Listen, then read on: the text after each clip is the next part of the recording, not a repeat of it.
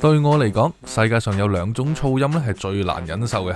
第一種就係電鑽啊，而第二種就係貓發情嘅叫聲啊。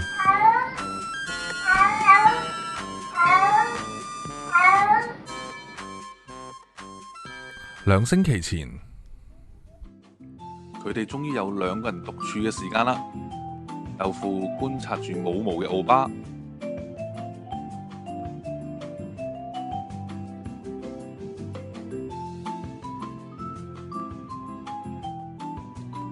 就喺呢個時候，哇！奧巴錫咗阿豆腐幾下，豆腐嘅初吻就咁俾人搶咗咯。2星期後，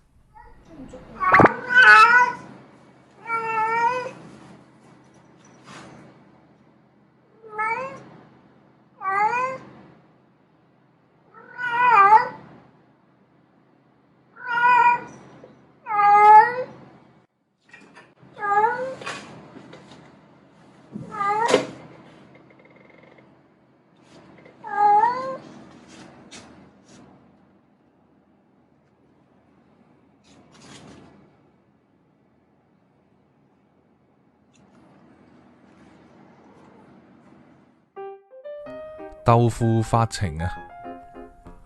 本來呢9隻貓中呢，有6隻已經做咗絕育噶啦，3個小朋友呢，我哋諗住喺佢9個月到啦就做絕育啦。不幸地啊，豆奶患上咗腹膜炎啊！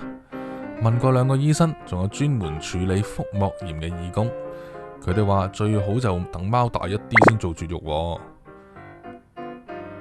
唔止係豆腐噶，因為同胞出世啊，所以豆花同埋豆奶呢都最好將呢個絕育嘅計劃推遲啊，大概推到1歲至1歲零3個月左右啦。我當然聽醫生嘅意見啦，結果呢，好嘈啊！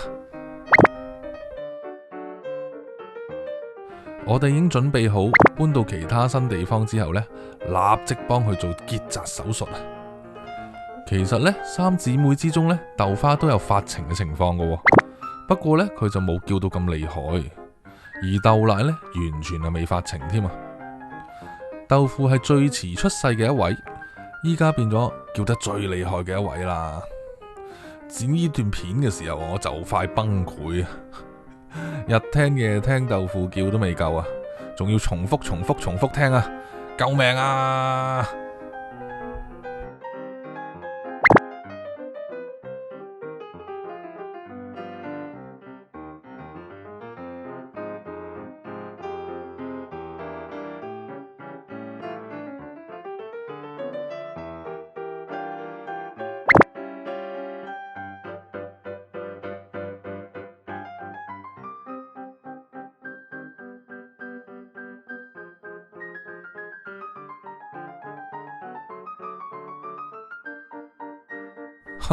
我決定咗呢，每一 part 呢都放豆腐發情嘅叫聲，等你哋同我一樣身同感受啊！明白我有幾崩潰啊！我問你死未？而且嚟一次聽力測試好唔好啊？我哋睇下你可唔可以睇晒成條片啊？睇下你嘅忍耐程度究竟有幾高啊？好冇？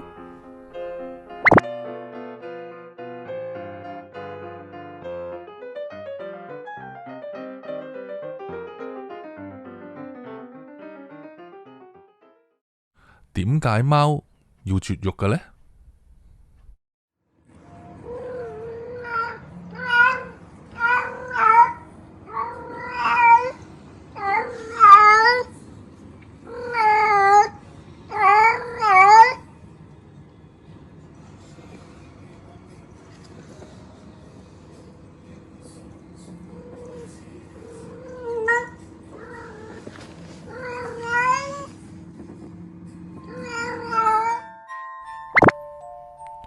其實貓咪發情呢係一種正常嘅現象嚟嘅，而人類呢隨時都會發情，但貓嘅發情呢係有固定嘅時間嘅。母貓發情呢一般就喺佢6至8個月左右，根據唔同嘅品種啦。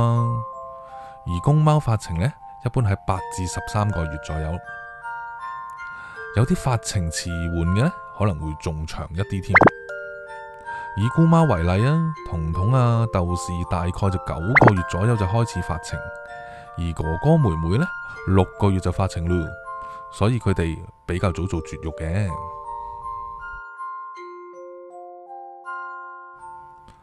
母貓發情期呢一般係3至7日左右啦，如果冇懷孕呢，2週之後呢就會再次發情啦。發情週期呢會隨住冇懷孕而逐漸減短嘅。而公貓發情持續呢，大概7至10日左右啦，一般呢隔1週就會發情一次噶啦。如果公貓唔喺呢個發情期，而附近呢有母貓發情嘅話呢，佢都會出現發情嘅現象噶，跟住母貓一齊喵喵叫噶。貓咪發情有時係會不吃不喝噶，體重仲會下降添，好痛苦噶。佢哋並唔係你想象中咁有樂趣嘅。對於發情，針對以上嘅情況咧，停止發情最好嘅方法，當然就係絕育啦。絕育可以有效咁樣幫助貓咪防止一啲好似假懷孕啊、子宮積膿啊、腫瘤啊、前列腺炎啊、卵巢囊腫等等生理疾病啊，亦都可以避免貓咪冇節制咁樣交配，增加咗好多嘅流浪貓啦。所以絕育係非常非常之重要噶。另外呢，我想講多少少，絕育當然對貓係有好多好處啦，但點樣講都好啦，我哋都係破壞咗貓嘅自然生育啊，係我哋辜負咗佢噶。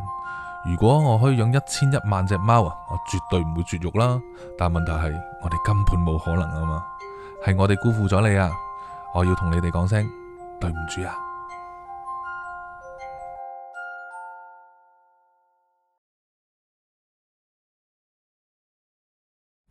有愛的菇貓們，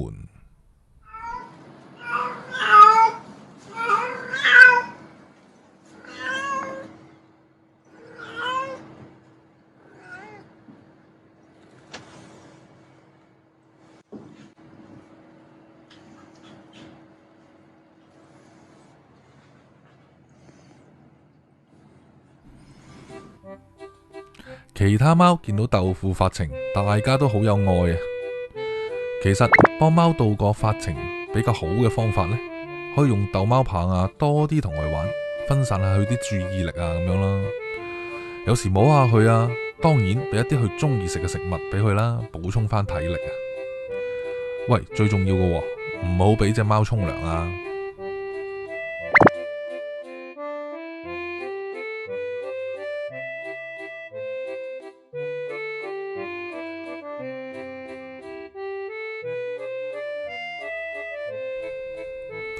不過呢，我唔能夠24小時睇住豆腐噶嘛，所以我就交俾其他貓去幫我啦。有時呢，你會見到呢，其他貓好似攻擊啊或者咬啊豆腐咁，其實呢，佢哋唔係想攻擊豆腐啊，佢只係想分散佢嘅注意力，令到佢可以暫時忘記發情。喂，真係 work 噶喎！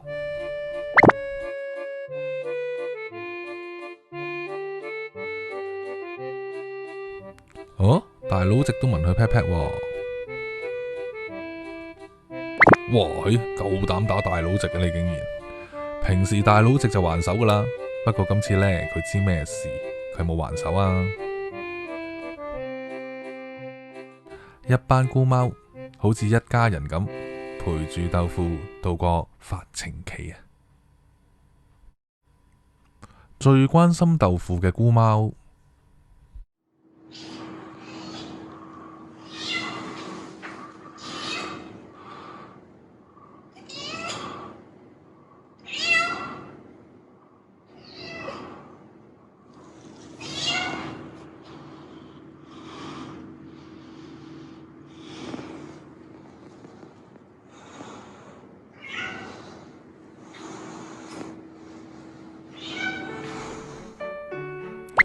最關心豆腐菇貓呢，有兩隻嘅，一隻呢就係豆豉爸爸啦，而另一隻就係希希啦。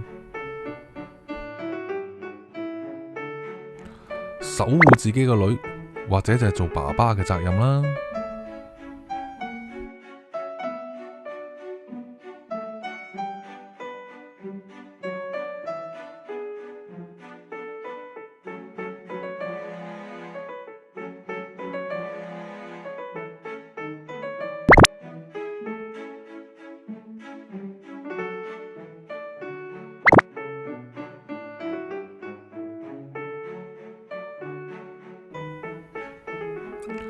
有時見到豆腐叫得太辛苦，佢仲會舐個豆腐添，等佢舒服一啲啊！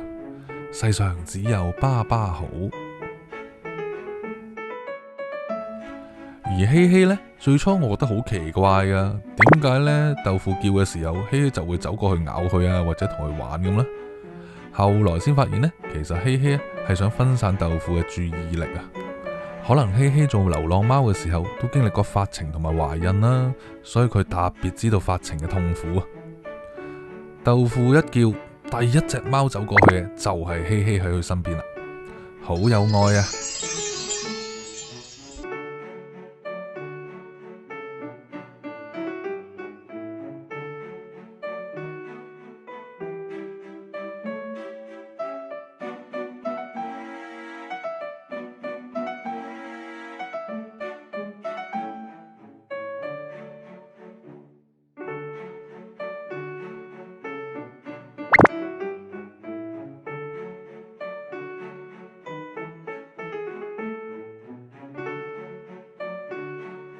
當然啦，仲有呢個奴才爺爺會舒緩下豆腐嘅辛苦啦。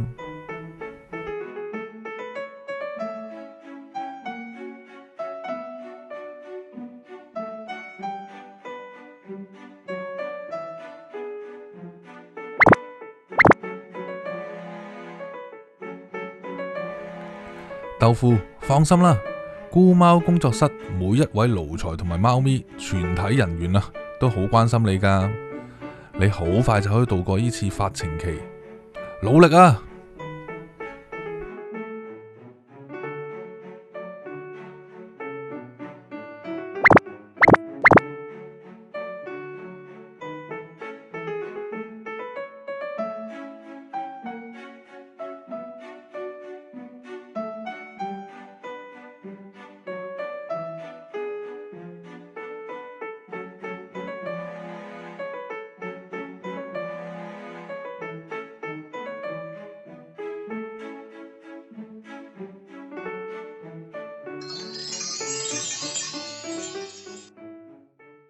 ！Bonus track， 最後都要轟炸你一次啊！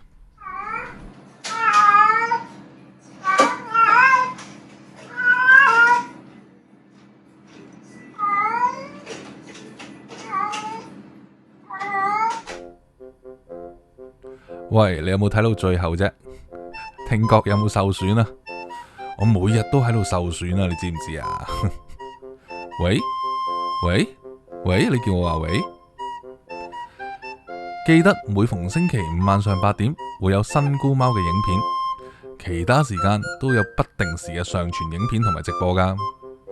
我哋下星期再見啦，睇埋呢度啦。